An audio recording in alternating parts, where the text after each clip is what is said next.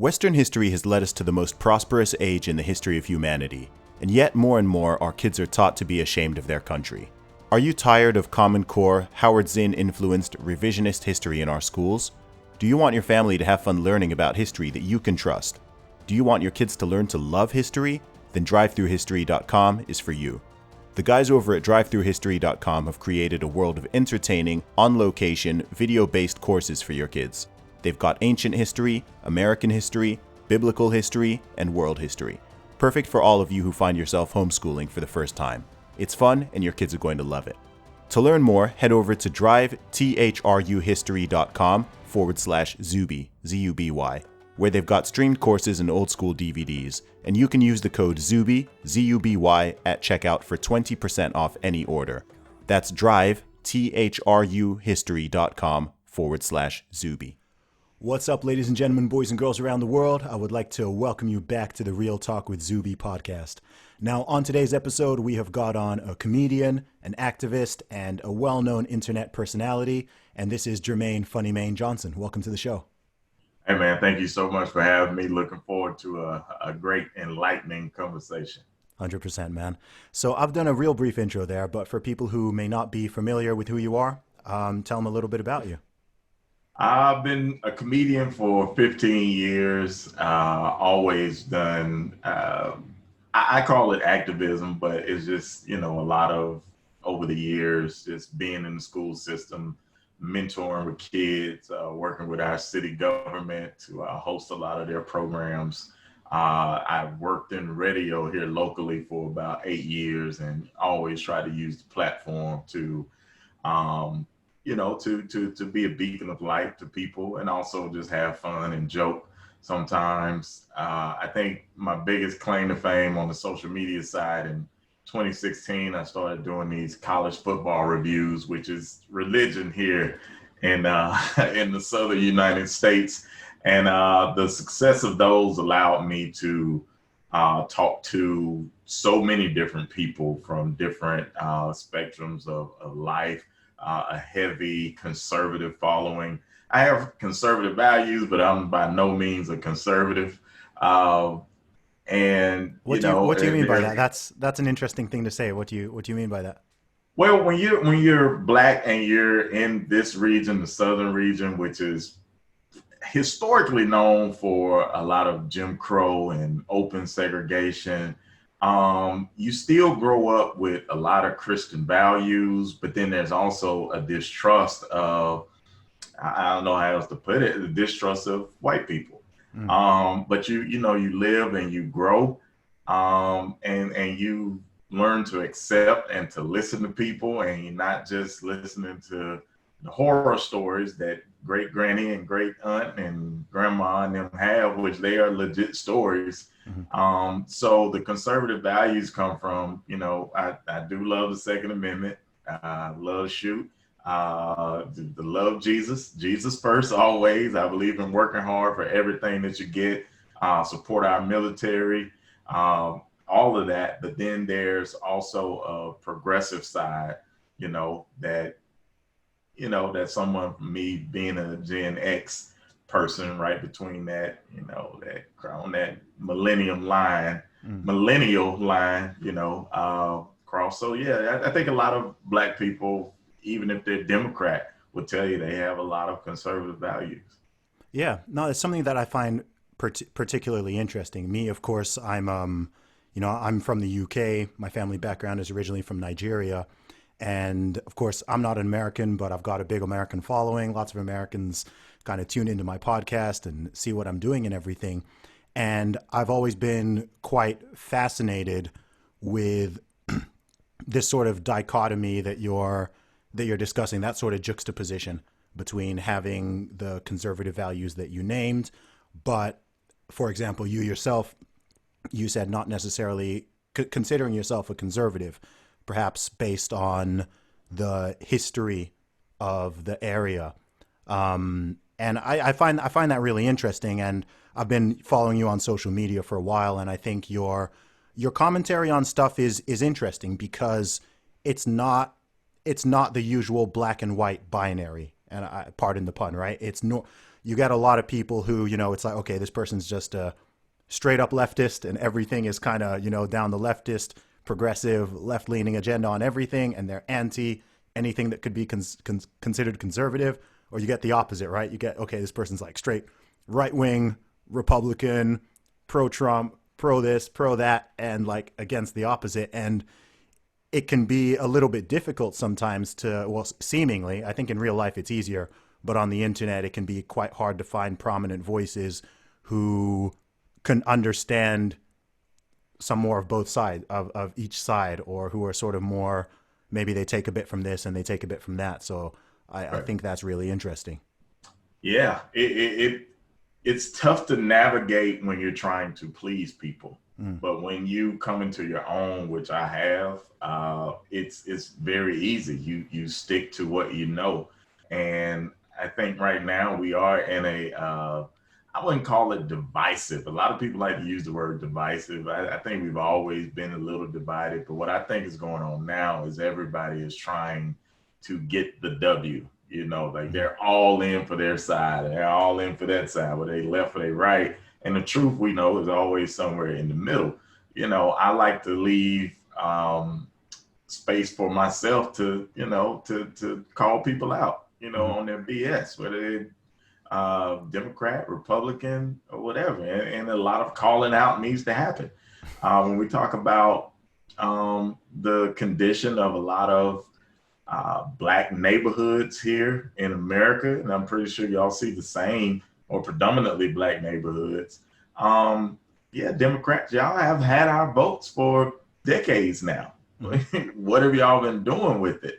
But also on the conservative side, we know in Republicans, y'all help create these environments that we're in. So I got beef with both of y'all.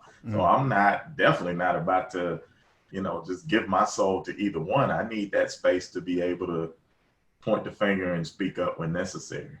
Yeah. Why do you think more people struggle with that?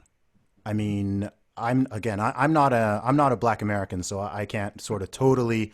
I can do my best to empathize with things, but I don't understand, for example, the 90% plus voting bloc allegiance to the Democratic Party.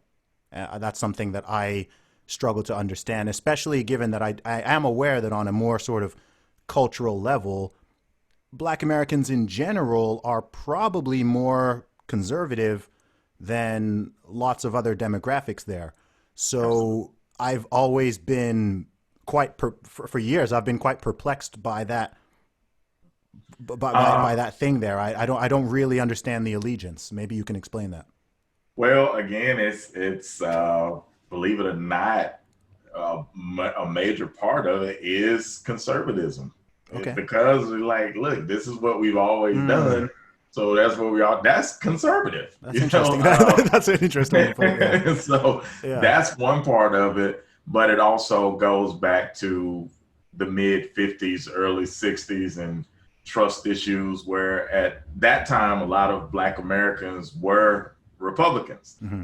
That's why they like to talk about, the party of Lincoln, this and that, but then you had white flight from the party, and the shift kind of changed. Hmm. It's like the Democrats of the '50s and '40s back then, the KKK Hmm. guys, they were Democrats.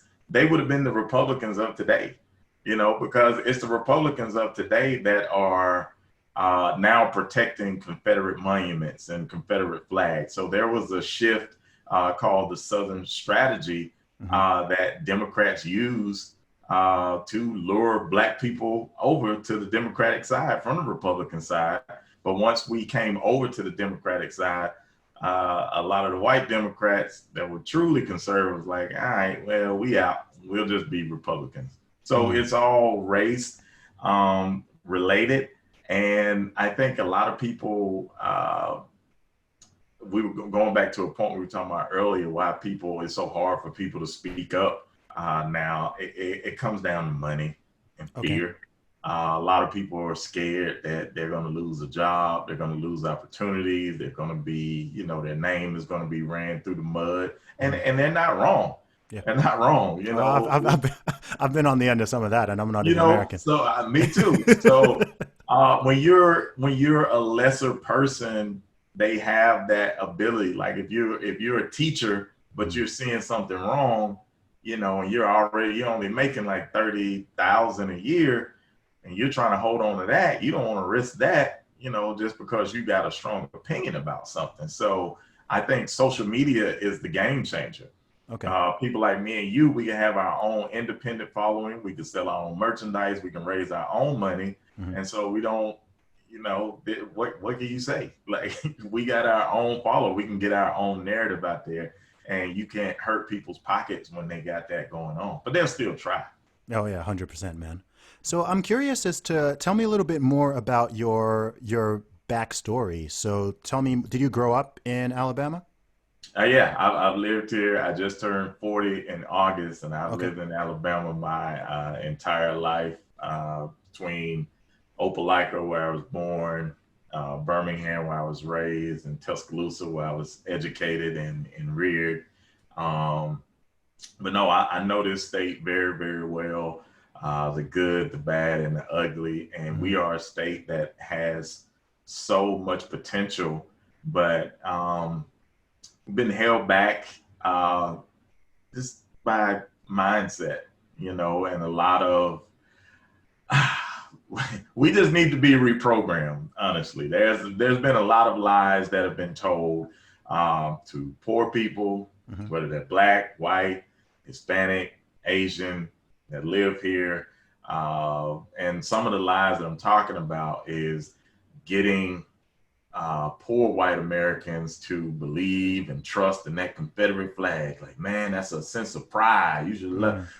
In reality, it's really not, poor white people. Slaves were actually taking your jobs. Hmm. You didn't own slaves because you couldn't afford to. Yeah. But the rich people that did own slaves, like, hey, man, you should fight for your state's right, and you should love this thing. And that's what they taught, in the books, and they preach segregation, and a lot of people have a segregationist mind state. Mm. On the black side, a lot of the lies have been told is that everybody on the other side is evil. Trust me, the politician, and I'll come in and I'll make all these promises, and here we are, 60, 70 years later,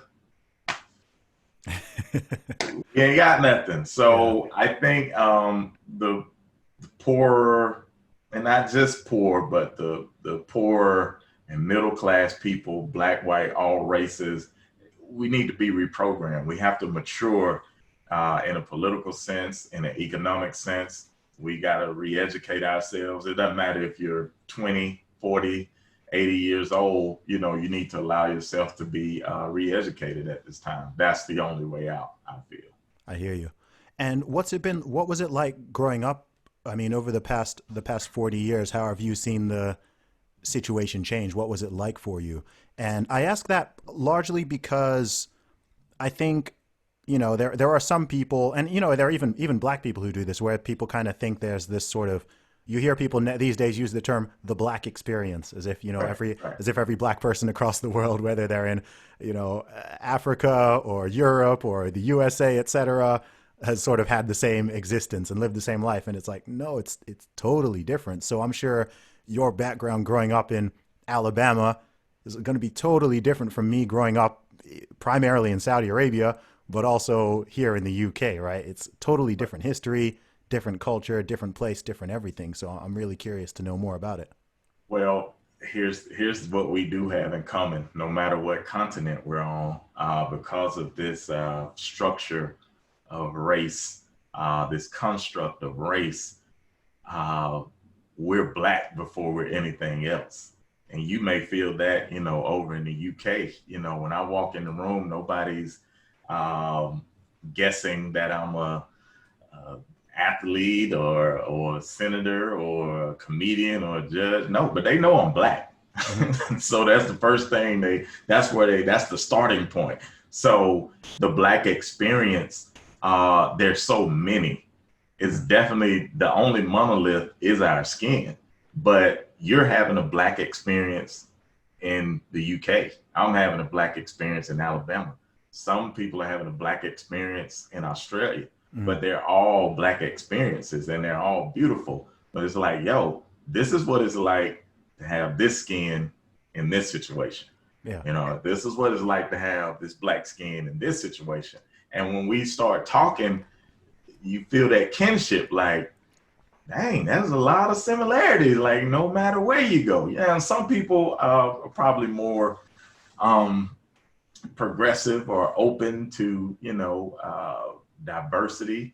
But here in Alabama, uh, there's always issues. It's historically always issues. There's people who still to this day can't get loans, don't own homes. They get shut out of politics. Everything is done in the shadows behind closed doors, and they can't get in those doors because they're black, or they didn't play the game, and they didn't go to the right school, and they're not hobnobbing with the right person. So hobnobbing, that just means they mingling, talking, networking. Yeah, I know. Yeah, we say that. Oh, okay. I didn't know. Yeah. Cultural thing. Yeah, no, we say that here. Yeah. But so that's it, man. The black experience has had a lot of different ways and a lot of different places, but it's always beautiful, and it's always beautiful to hear other experience. And I think social media is allowing us to see now different experiences across the world, and it's beautiful. Mm.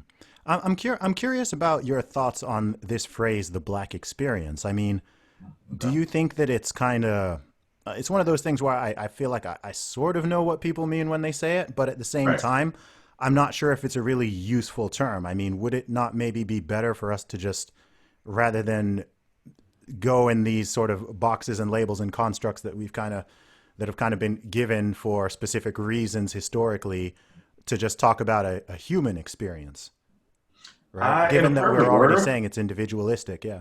yeah, in a perfect world, I would Mm, love to say that, but just like I said a minute ago, when you got this skin, that's a big part of your experience. yeah. Seeing life through black eyes. Now, I do think some people use it in the wrong way Okay. because they try to minimize another black person's experience because it's not similar to them. Oh yeah, I Like, get that all oh, the time.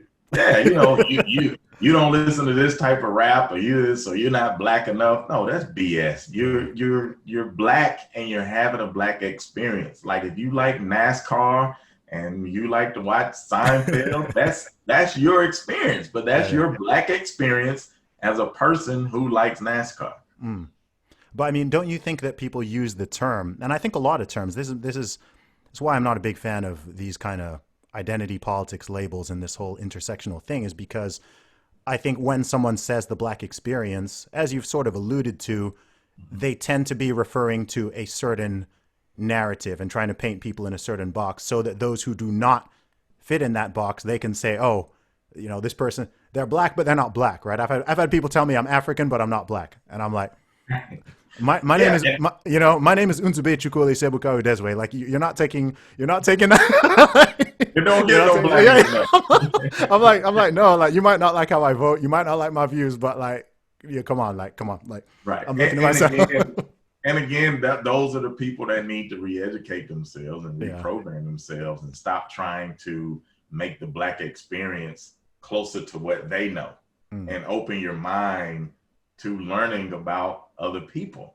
yeah. But yeah, I think politically and people have done that to try to push agendas. Hmm. And I can still have a conversation with those people because they're having a black experience as a person who is seeing the world in the wrong way, but it's still their experience. Sure. So you get so many experiences, but I would always encourage people to not, come down on anybody with black or brown skin because they're different from you. Yeah.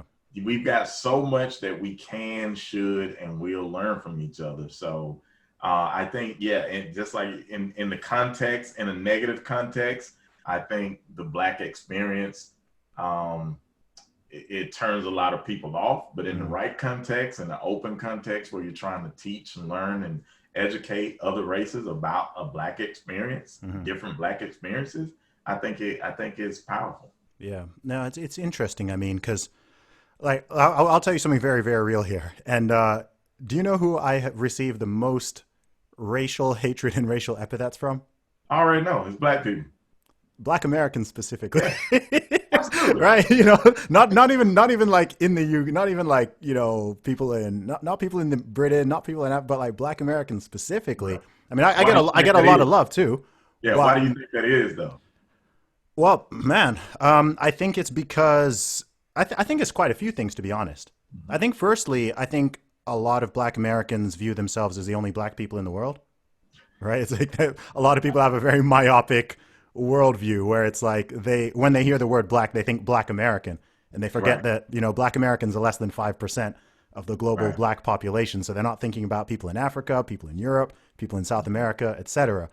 And Mm-hmm. then also, I guess with some of my stances and positions are different, right? So and again, not even like different as in they're totally rare, as in like I'm the only Black person in the world with these values at all. I mean, it's odd because people call me a Black conservative or a Black libertarian, and it's like people say it often as if that's like a unicorn, like a totally rare breed, and I'm like, have you heard of Africa? Like Right. there's a whole continent. There's a whole continent of like hundreds of millions of Black conservatives, like who are actually more conservative than what people call conservative in the Right. UK or in the USA, etc. Right. So it's one of those things based on my own life as someone who's traveled to lots of different places and got this really global. I've got a very global view. I don't look at things just based on when I talk about things in general. I'm not just talking about the UK or just talking about the US. I'm generally talking about a more sort of global perspective. And I think a lot of people don't get that. So some of the things I say, they interpret they interpret the wrong way, or they assume that it's got some, malicious intent, or that I'm saying something that I'm not saying. It can be, if people aren't willing to, sit down and have this, like we can sit here, have this conversation and understand each other's perspectives. But when it's just on social media or something and there's no context and whatever, people just, they see one thing you say and they just sort of form this opinion. It's like, oh, okay, this guy's an Uncle Tom, or he's anti-Black, or he hates his Right. own. And I'm like, what are you talking about? Like, I've never said anything. I've never said anything anti-Black. I've never said anything, Well, you know? I think a big part of it is immaturity. I call it intellectual immaturity. Um, you've got to read, you've got to get out more, you've got to just have different experiences personally for yourself across the globe, Mm, whether it be traveling or watching documentaries or reading books. And a lot of people just aren't doing that. mm, So they base everything around their personal experience, which in a lot of times is not a lot of depth to it. mm, Um, and also, you have to realize here in this country, uh, there's been a lot of damage done psychologically to Black people through the marketing of white supremacy at a okay. time, the time period after the Civil War and post-slavery called Reconstruction. Mhm. That's when the marketing really started to make Black people inferior or permanent second or third class citizens in this country. So you still have a lot of that permeates today, because a lot of Black people, they look at other Black people through white eyes and through white logic and Mm, through white propaganda. And that's why, even when I was young, and I'll be totally honest about this, when I was young, growing up in Alabama, we actually made jokes about Africa. mm, Believe it or not, there was like a well known joking term. You call somebody an African booty scratcher, mm, or we joked on like slaves. People start working like, yes, little master. Like mm, we literally degraded our own people, and it was because of a conditioning mm, that we all grew up in, where we saw only white heroes on TV, and we saw the people living in the good neighborhoods, they were white, Mm. and all the presidents were white, and everybody in power were white, and all the college football coaches were white. So a lot of people felt like, you've got to, the whiter it is, the better it is. The blacker it is, the worse it is. We got black people here now that don't want to live in black neighborhoods.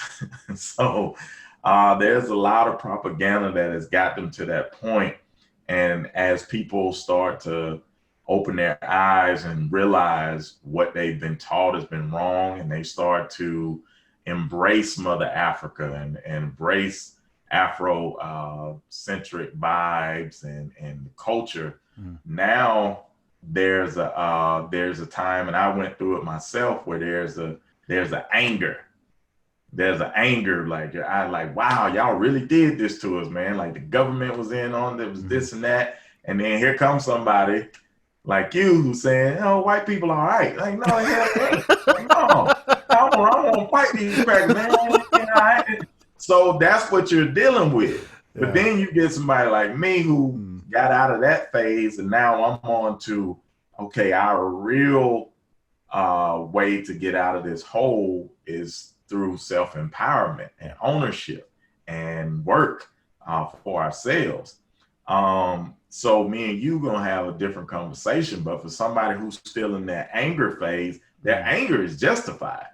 Their anger is just because they feel it. We feel it every day. I could walk outside my house right now and go like 2 minutes to any direction, and I'll see like poor black people begging for food. The houses are dilapidated, and you start asking yourself, how did it get like this? Yeah. And when you realize how it got like that, you start being angry at the government and these white people who over in the hills living good. You're like, wow. And so when somebody's in that mode, it's hard to have a conversation with them, but they can still be educated and they can still mature. So I would say the people coming at you like that, believe it or not, man, a lot of them come in good heart, but you have to withstand the tide and still just educate them and show them, what your point of view is. Yeah. And it's weird because the thing that weirds me out about it is the message, like, I know what's in my heart, right? And I know what the message I'm trying to put out there is, right? And the message I put out there is very much about, personal responsibility, self-empowerment, saying like, look, the government got you. Even if if people want to talk about the government, I'm like, look, all of these things people are talking about. If you want to talk about the U.S. and you ask for examples of, say, what people call systemic or institutional racism, people will talk about slavery. They'll talk about Jim Crow. They'll talk about segregation. They'll talk about redlining. I'm like, these are governmental policies, Absolutely. Right? So part of the reason why I'm more libertarian leaning in general is I'm like, look, all of the like large scale messed up stuff that has happened, like that comes with the government. Like without the teeth of the government, racism and all these other isms, they're really just bad ideas, right? It's when the government is enforcing it and they've got, the police on it, like, then that's like a real problem. And I'm like, look, I sort of agree on that part.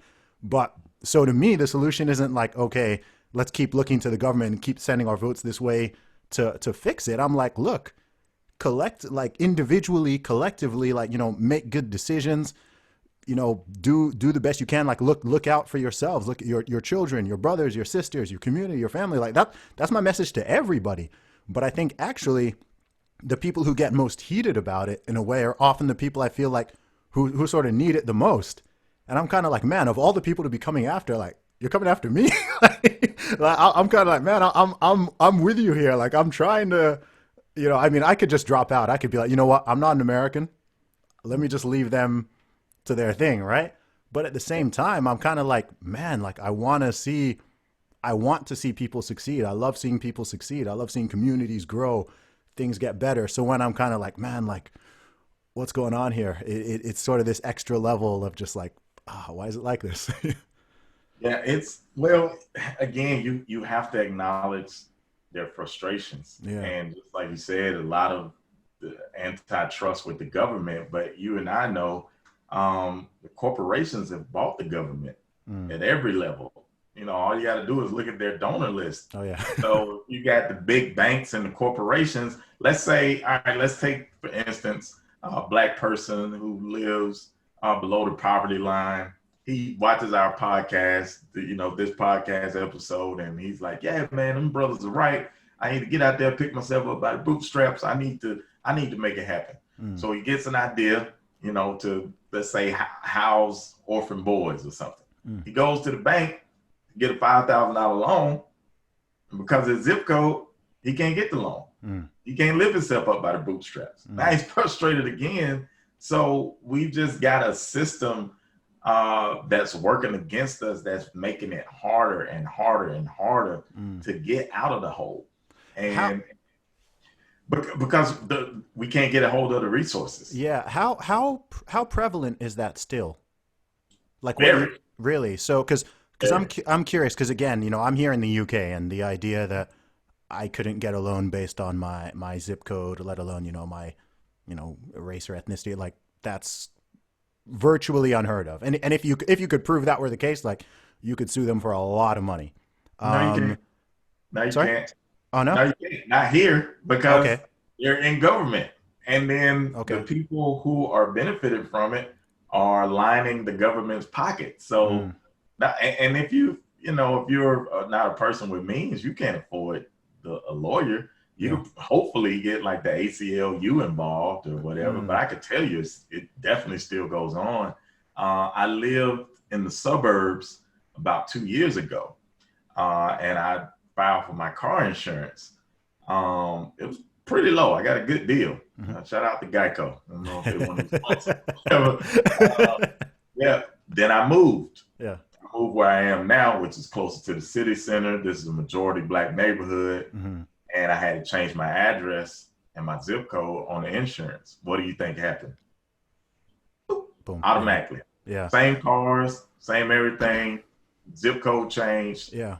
Policy changed. Yeah. I mean, something like that, of course, though, I mean, to view it from the other side, of course, this is going to be partially linked to, crime rates and poverty levels and things like that. So with something like that, I mean, what is the solution to something like that? Because it's not as simple as, okay, as you said, right, with your own example, right? Because a lot of people paint the picture that it's like, if you're black, you can't get a loan. Or like, if you're this, and like you've said, it's based on your postcode, it's based on this, it's based on that. But then you've got complicating factors like, okay, well, if you go to a postcode that does have higher crime rates or lower rates of people paying back loans or whatever, of course, the premiums are also going to be higher. So with something like that, I don't understand, I'm not a policymaker, but I don't know how is something like that fixed? Do you need to fix it by starting by making it more appealing, by perhaps reducing the crime rates and fixing some of these things? Or is there I don't really know what the solution to these things is. Well, the solution is complicated, but if a lot of those people that are committing the crimes could get loans and start their own jobs and get better jobs, they probably wouldn't be criminals. So it's very complicated, but I think the people that put that system in place, they made it to be complicated. I don't know the exact answer, but what we're trying to do here in Birmingham, we're trying to mobilize on a citizens level. And what we're doing, as you follow me on Twitter, you'll see me put up like historical facts about Birmingham, figures every so often, and then just have different conversations. So we're just slowly but surely giving people the information that they need to to start maturing and knowing certain things. Number one, knowing your history, know where you come from, know why your city and your neighborhood is like it is. So we're trying to educate and help mature people politically on a citizens level. And once they do that, and we can get more people involved in the political process, first off in your neighborhood association, then with your city councilor, then the city government. Once you know what's going on there and you know how to put pressure on these people to get funds to your area, I think it could make a difference. Awesome. It's a big question, man. What do you think is the biggest problem facing Black Americans today in 2020? Ah, wow. If I had to just put my hand on one, and I think it's so many problems. I think it's the organization and the involvement at, just like I said, at the lower levels. A lot of people, when you got a lot of people that are just struggling to make it through the day and make it through the week with their families, trying, and they're working multiple jobs, and like I said, they can't get jobs, they're renting, they don't own, Hmm. and you're trying to get these people to be active in a shadowy political process. Hmm. That leaves the door open for politicians to manipulate them around election time, and then do what they want with the money, because the neighborhoods are not, and the community as a whole is not holding them accountable. You got some people that are out front fighting, and we believe in these people, and then they get up to a certain level, and then they get paid off. Hmm. Like, what the hell? We still struggling, Yeah. So I think it's gonna come down to people being re-educated, and then getting, I think with the re-education, they'll get involved again, Hmm. and then we'll start um, asking or demanding change through policy and through economics. Yeah. With me now that I know what I know, I watch where I spend my money. I don't always run the Publix. I'm like, okay, where's the black grocery store that I can support? Hmm. Where's the black business that I can go to? So I'm trying to let my money circulate within our community a Hmm. few times before I kick it out. And that's what we want a lot of other black people to do. But right now, as one of the biggest problems, we give our money to the enemy. And I'm not saying all white people are the enemy, but I'm talking about corporations. Some I are was going to owned say by that was black people. Yeah, someone listening. Just wait. What? yeah. Yeah. But when you give your money to corporations that you haven't vetted, and they don't pour back into your community, Mm. you're bankrupting your own communities and your own neighborhoods. And I get upset at people with influence who get on TV and like, yeah, rock this Gucci, rock this Louis. Like, no, idiot, y'all could be making black designers rich, and then we know them, and we could get them to hopefully invest back in the community. But if they don't, then we'll hold them accountable. Mm. So I think it feels like every other community has figured it out. Yeah. But and I think there was a time when we did figure it out, but here in America, those communities were destroyed. Yeah. Like, next year is the 100-year anniversary of the Tulsa massacre, Hmm. Black Wall Street, Hmm. which I'm sure you're familiar with. So Yeah. these were people who had figured it out, doing the right thing, and they destroyed it. And Yeah. that happened in several states and over 20 cities. And so they killed our structure and made us dependent. So I guess that'll be my answer. I think Yeah. the biggest problem for black, wait, did you say black Americans or black people, period? I said Black Americans specifically. Okay, for black Yeah. Americans, we have to get our independence back, our Mm. political independence, our economic independence. We have to get that back. That's our biggest problem, getting our independence back. Gotcha. I mean, how do you balance this with? So I think one thing that, again, which confuses me, and which confuses me particularly more on the left side of the political spectrum, to be precise, is there seem to be two quite diametrically opposed goals sort of being chased simultaneously, which is, one is very much a kind of integrationist movement, shall we say, right? Like wanting Break to, that down. sorry?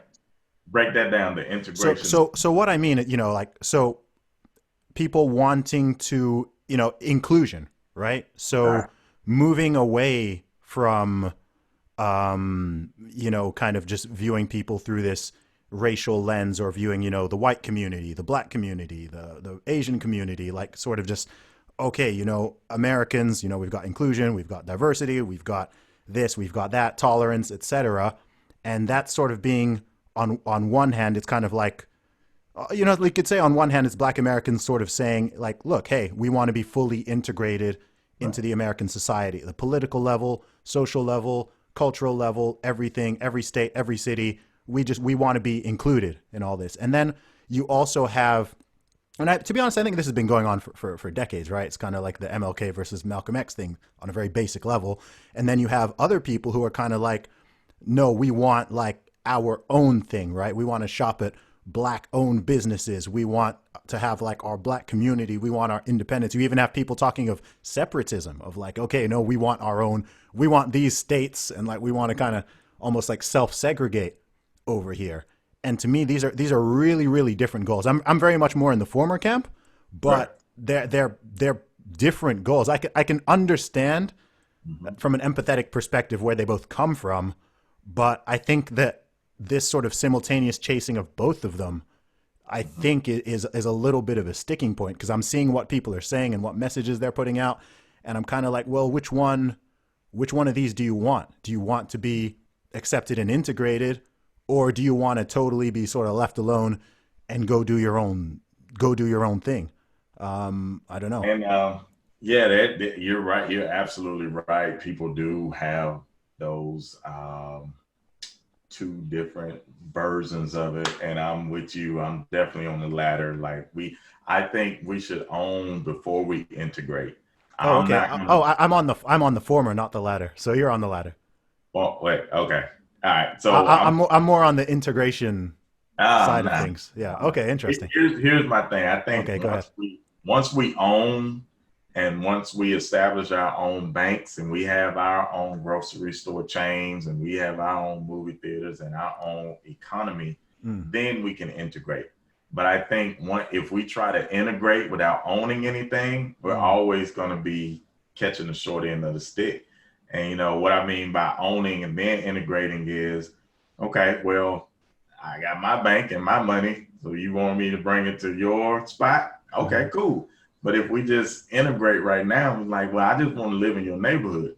I mm, don't know. But if you come over there and you don't own anything, now you're begging to be included in mm, everything. And I think that's crazy to me. I would love for the world to be all kumbaya, we're all mm. together in love and happiness, but that's just not the case for my lifetime right now. So Yeah. we've got other issues to make it better for the next generations.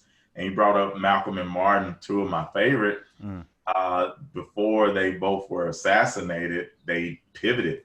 Martin Luther King said he feared that he had led his people into a burning house, mm, as he felt like he may have done the wrong thing. mm, And Malcolm kind of pivoted in his 1964 Ballot or the Bullet speech. He shout out Martin Luther King and all these Christian pastors at the beginning of his speech, and he was like, we need to put our religion aside and focus on what we do, what goals we have alike. mm, So he got off of that, we need to be separated from each other and from white people, and just focused on, they both at the end of their lives mm. focus on, we need to get our own, we need to own our own. Yeah. We need to Martin Malcolm called it black nationalism. Yeah. That was his economic philosophy. Yeah. Brother Martin didn't call it that, but he had his last couple speeches were really hardcore, man, about black people really owning and stepping up. And then that's when they decided, all right, yeah, we can't Mm, have this message out there. And they got rid of him.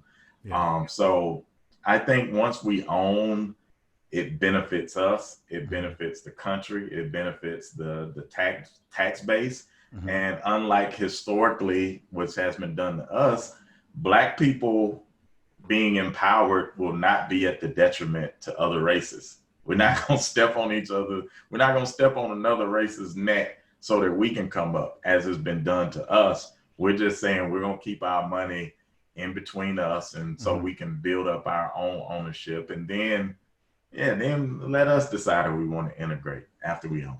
Yeah, it's interesting, man. I mean, I'll be honest, to me that sounds like a it sounds like a big step backwards. How From so? so I mean, if you just I mean looking at American history and, obviously, right, segregation was something that people fought very, very hard to fight against, right? And so when people come from the sort of separatist angle, it seems like, and look, I can understand the difference between the subtle difference between what people call segregation and what people call separatism, right? Depending on sort of who's propagating it. But I'm kind of like, man, that sounds like a reversal of a lot of battles that were fought and won over the past few decades. And also, it begs the question of, well, if people are okay with black people doing that, are they also okay with white people doing that? Are they okay with, because white nationalists exist, right? There are white nationalists out there who are listening to what you're saying, who are like, yes, absolutely, you guys go away and like do your own thing, and like that's what we want, right? We want the white people to go away and do our own thing and have our own communities and spend money in our own, like, and we don't, so they're kind of nodding, and to me that's kind of weird. It's like, well, I have seen, black nationalists on social media and white nationalists on social media. And I'm like, y'all are saying the same thing. And that's kind of weirding me out here. I don't know. I don't know how to, Well, yeah. here's here's, and I'll go back to what I'll try to be more vivid with what I'm saying. Okay. There's nothing wrong with ownership, but white nationalism stops us from owning. Black nationalism would not stop them from owning. It's Mm-hmm. just us pooling. It's just group economics. That's all it is. But and white nationalism is we own everything and y'all are dependent on us. So it's like if you went to a house and you had three roommates and everybody had their own clothes but you. So now when you move into the house, you got to borrow clothes from your three roommates. Mm-hmm. Now, all I'm saying is you get your own wardrobe, you buy your own clothes, and then you move into the house. Now everybody can live in the house, but you don't have to borrow their clothes Yeah. or or their food. So we're just talking about ownership, and it's not to the detriment of the white community. We're not going to stop them from getting loans. We're not going to redline them, and Mm. we're not trying to get into gerrymandering and control their votes. No, we're just Sure. But I mean, that's the stuff that's a been lot done of us. people, I mean, a lot of people would say that, I mean, black Americans are the richest black people on earth. They're some of the richest people on earth, period. Right. So a lot of people would say, and if you look at the laws, of course, this is different from, it's not 1920 now, but in 2020, that you could say that there is, at least legally, there is virtually equality of opportunity. And you've got millions of successful, hundreds of thousands, millions of successful black Americans out there. You're shaking your head there. Yeah, So tell me where that's wrong. What law or because policy if is, if they've stopped if they've stopped black businesses from growing for decades, mhm. just like you said, we do have a lot of spending power Sure. collectively.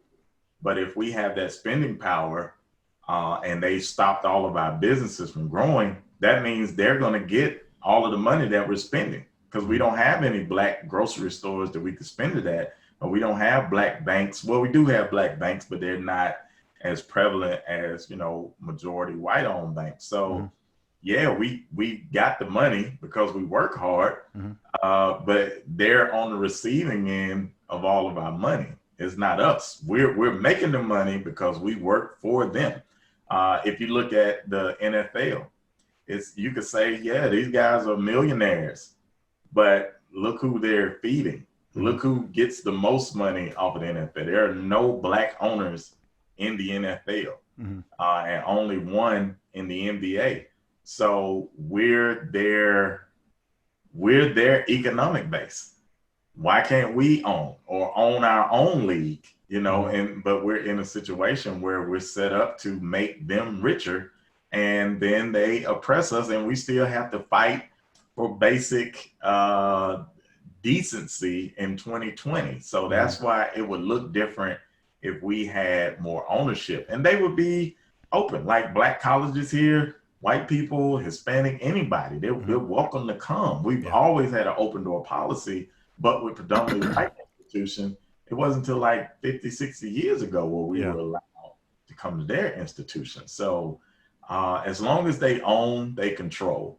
And they haven't been doing the right things with the control right now. So I think we just need to get some ownership and a little bit of power Yeah. over ourselves and all this money that we do have. Yeah, no, it's a really interesting perspective, and I mean, it's unique because, you know, firstly the UK is really different. Like the whole one of, I'll be honest, one of my things I much prefer about the UK than the USA is that there's a lot less racialism, as I call it. I won't even specifically say racism. I think there's less racism too, but Right. racialism, right? Like people don't see, right? You're using the terms they and we, right? Yeah. Like in the UK, most people don't even speak like that. It's not really, it's just not thought of that way. Obviously the history is different, so I can Absolutely. understand why Americans view things differently. Like even here in the UK, like I don't say I'm black British, right? People don't say white British, black British, Asian people just say British.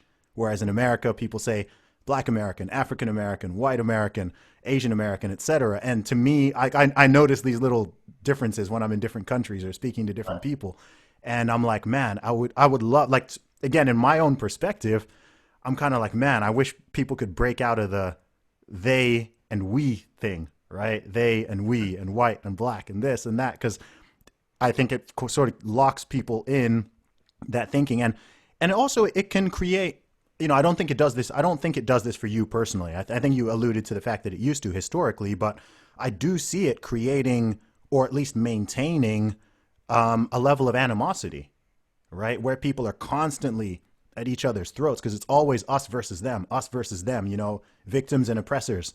And if you feel that somebody is genuinely oppressing you, then of course it makes sense to feel a certain type of way, right? It makes sense to feel, you know, resentment, anger, etc.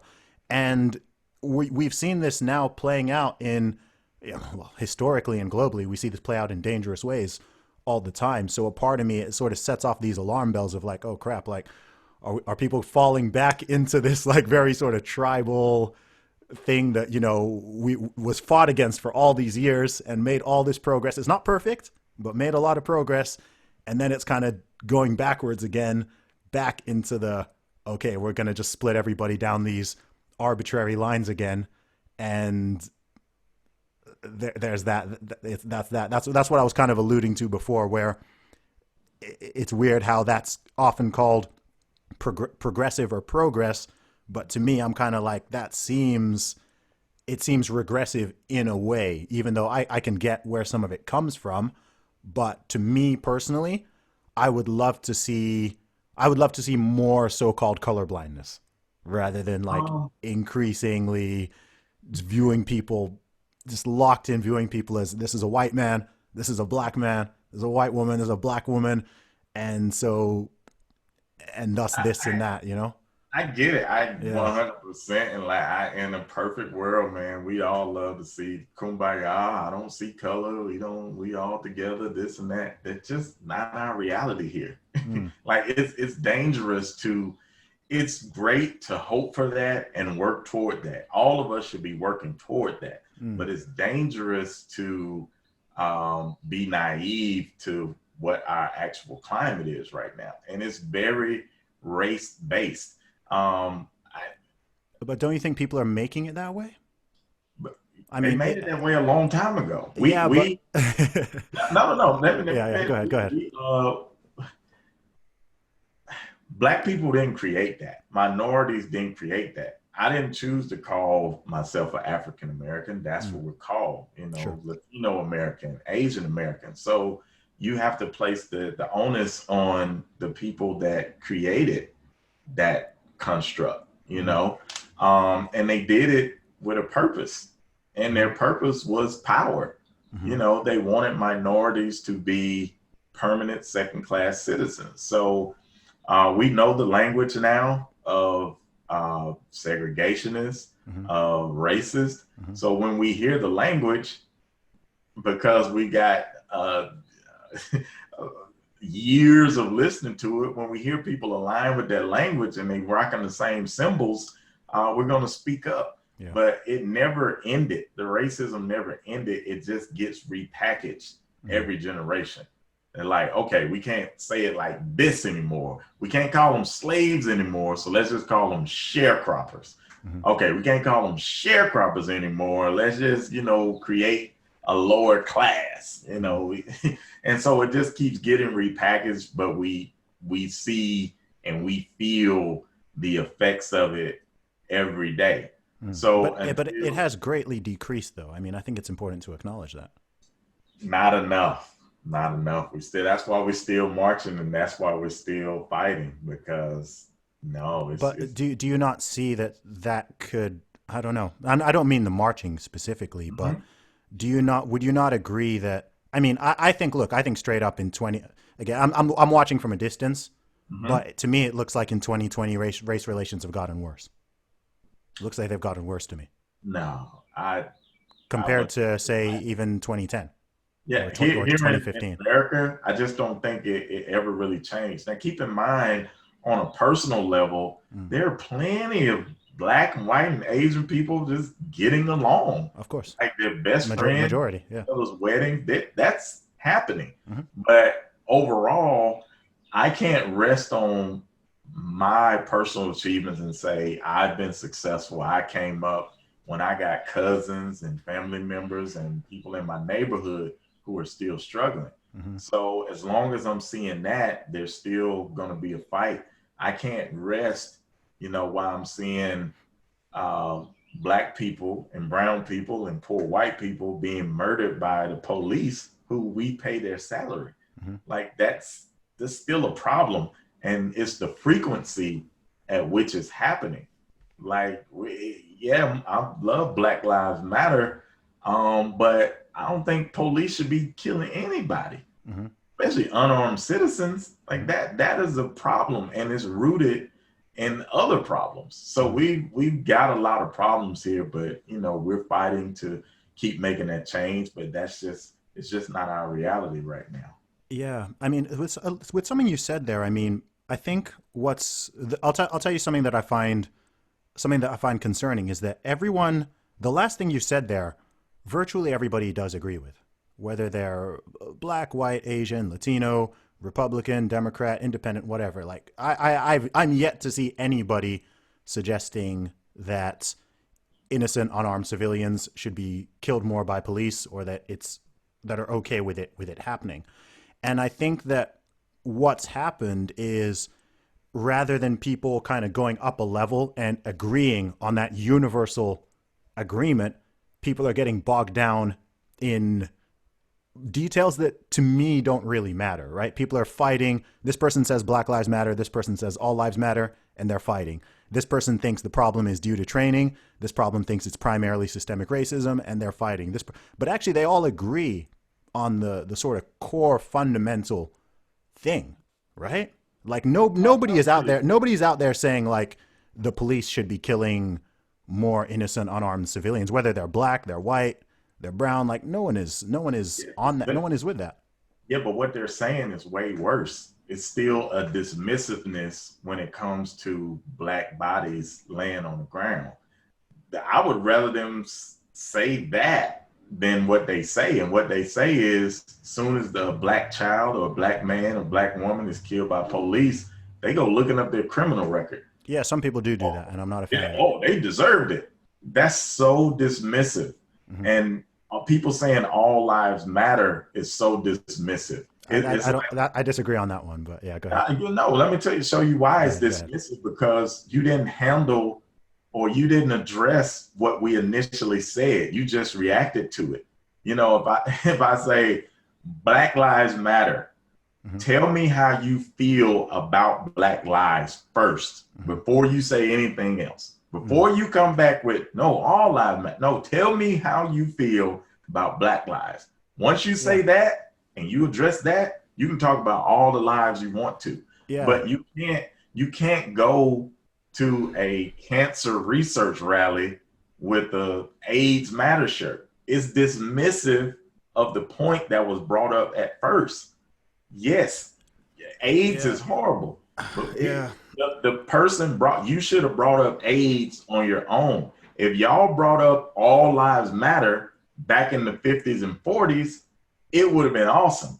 But you don't really care about all Mm. lives because a lot of lives are laying on the ground because of police. So what about those lives? Tell Yeah. us about those lives, address those lives, then we can talk about everything else. But when you just are dismissive, it's going to be a problem every time. Yeah. See, I think this is where the emotionality is stopping things from getting done. I'll be honest with you, man. Because, like, man, there's a lot there. Because I think like because there, man, there's so much there. There's so much there. And again, this is what I mean with where I feel like, look, again, I don't know anybody who doesn't believe that Black Lives Matter as a statement, right? I Like know as a plenty. really.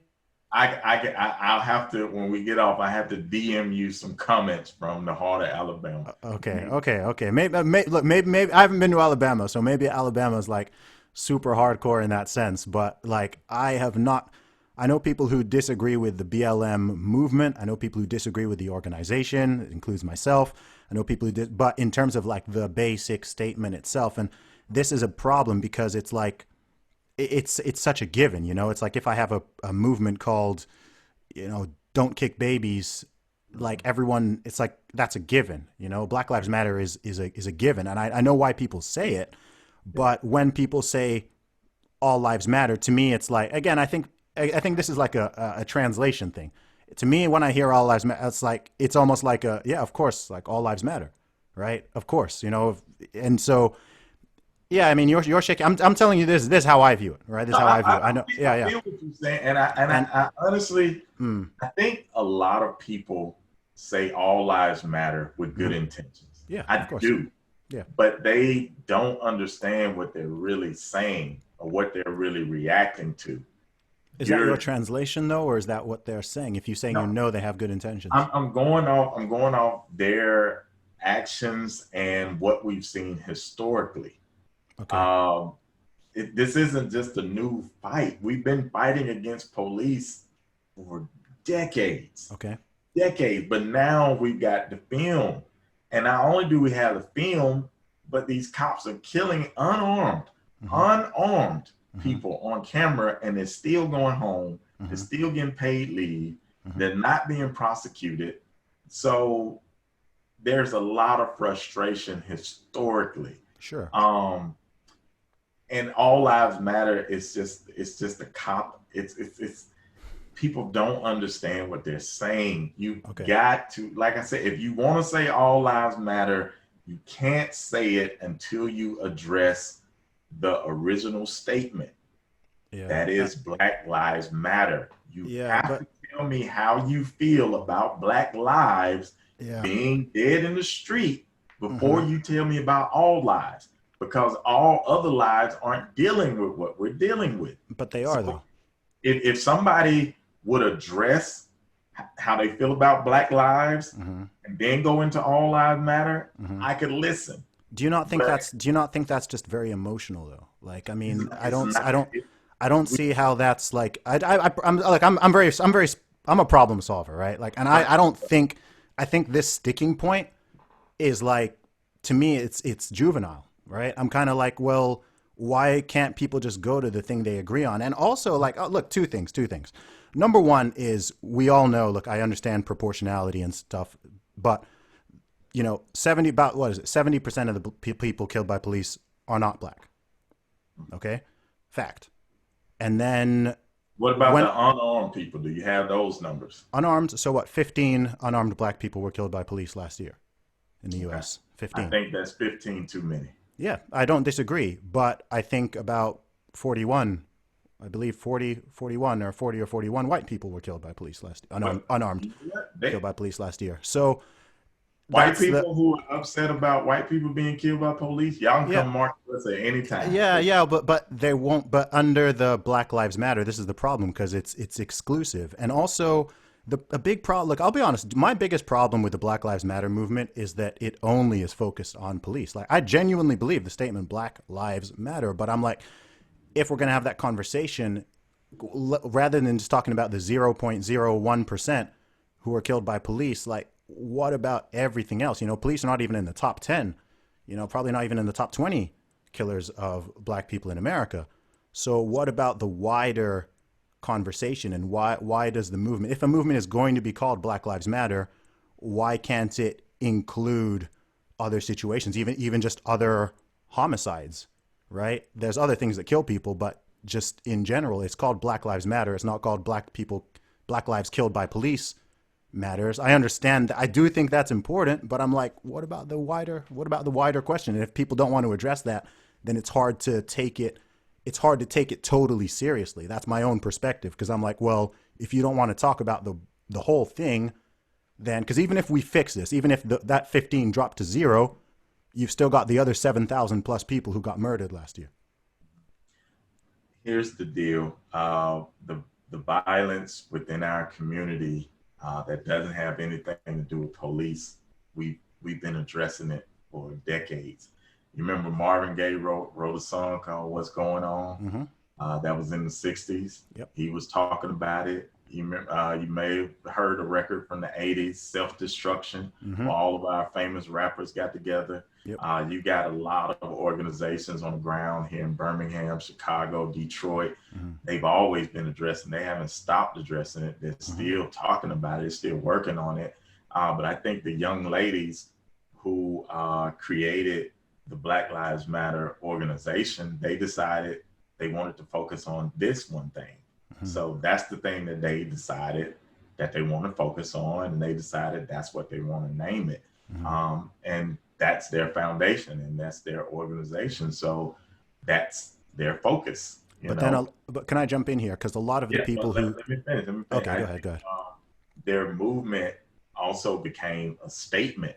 Mm-hmm. So under the statement, that's when people can argue, like, why not fight for all of these Black lives? And honestly, like I said, there are hundreds of organizations that fight for that in America every day. But that's what those young ladies decided to focus on when they started it. So that's why it's the focus. Yeah. Okay. Because what you said there is interesting, because look, I'm deeply critical of the organization BLM, which is what you're referring to there, right? The organization. And a lot of people, if I or someone else criticizes BLM, they'll say, no, we're not talking about the organization. We're talking about the statement in general. And if they're talking about the statement in general, then I think that my prior point is totally valid, right? I'm not saying, okay, the BLM organization, if the BLM organization or foundation or whatever it is very focused on police brutality and police killings, okay, fair enough. But if people out there on the street are saying, okay, we don't care about the organization, but like the general statement and movement is what we're fighting for and what we're marching for, etc. And I'm saying, okay, so let's widen the scope. Like, I'm not disagreeing with what you're saying. There's a much bigger conversation to be had here. To me, it's kind of like, okay, if I don't know, you've been shot 9 times like 50 Cent, but then you've also scratched your finger, and everyone wants to focus on the scratch on the finger and ignore all the bullet wounds. Then I'm like, what's going on here? Like, why can't we talk about the 99% of the wider problem under that same banner? Because I'm like, look, you're saying Black Lives Matter. I'm agreeing with the statement. I'm saying, yeah, Black lives do matter.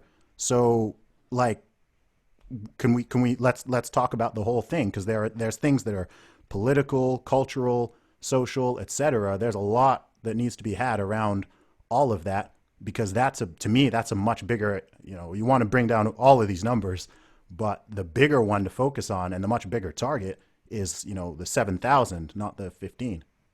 Yeah. Well, again, and there are a lot of people that wear Black Lives Matter shirt that work on a lot of Black issues outside of police violence. Like, I'll have to compose you a list, but I know I've worked with a lot of them locally. Okay. And the police violence isn't their thing. Okay. They focus on other issues, the root of crime and violent behavior. So the conversation is happening. I think in the social media age, we confuse attention with action.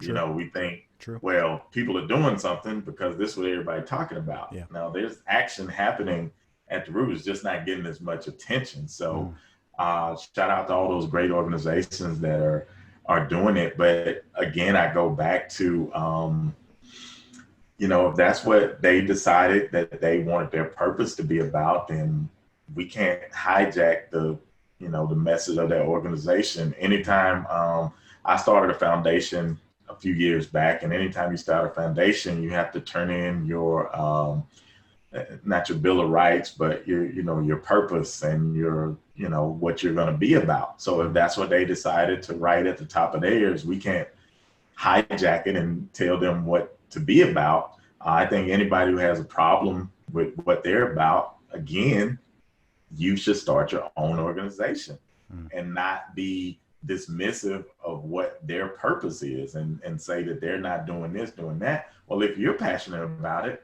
start an organization and we'll support your effort. But don't hijack another person's purpose and be dismissive of what they're saying because, your personal feelings.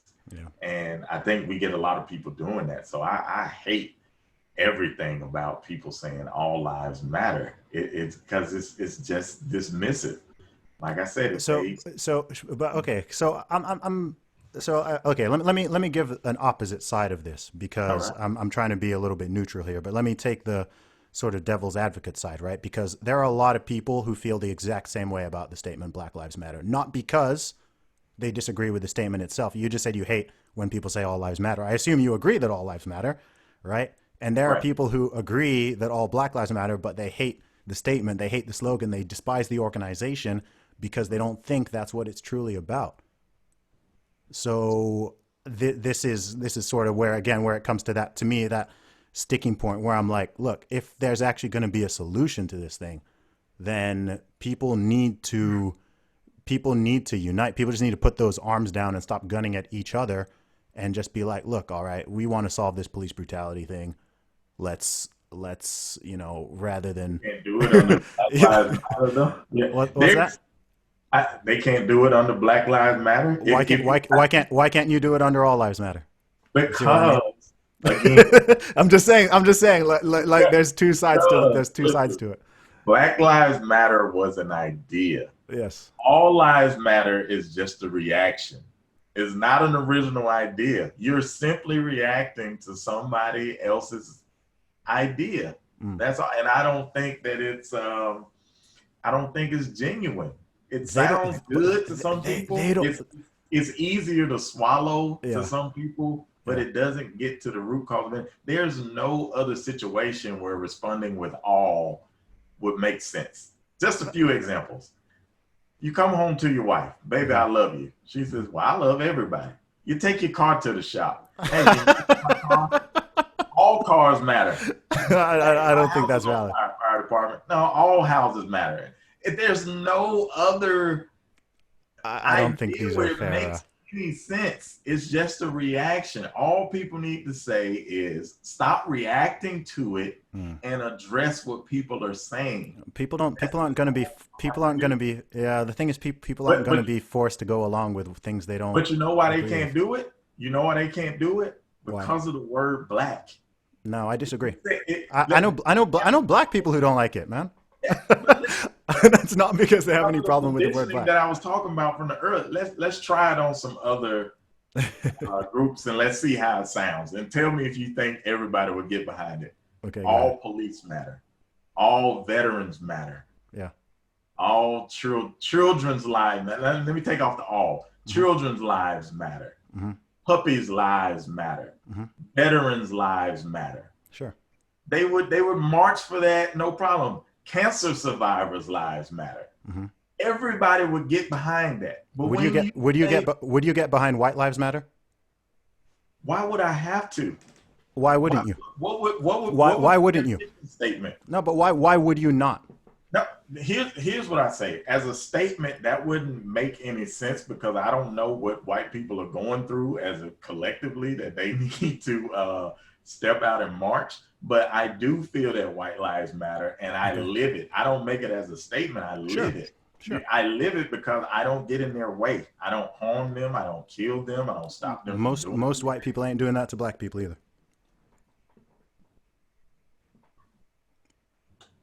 You think Well, most white people historically, are harming and killing black people? listen, I can show you a lot of Man, we videos. need to do a part two, man. we're gonna need to do a part two, man. We're gonna need to do a part two. But this was great, man, and I understand, but we're going to disagree on some of the ideological. But I think it's interesting to see the perspective from overseas, which I do feel is different. I got to Yeah. get you to this Birmingham. You fly me to Birmingham, Yeah. Alabama, and we'll have a part 2 and 3 in Awesome. those. I'd be happy to. I'd actually be happy to. Yeah. Awesome, man. And before we go, where can people find you online? I got the same social media handle on all the apps at FunnyMaine, FunnyMaine. Anybody watching, I'm not from the state of Maine. I'm from Alabama, but my name is Jermaine, so that's where Funny Maine comes from. Awesome. Make sure you follow him on social media. You know what? Before we go, one question, because this is kind of burning on my mind. In your mind, what would a successful future for what people call Black America look like? What would you like to see as a sort of end goal that you would deem successful? More ownership, uh, more economic power, which economic power and freedom within the community, which I know will bring crime down. It will help our schools. It'll help morale. It'll help everything. But right now, by and large, we're being shut out of the power end of economics in this country. That's not to say that some of us aren't doing well. But like I said, when we don't own a lot, us doing well only means that we've got more money to give to non-Black people.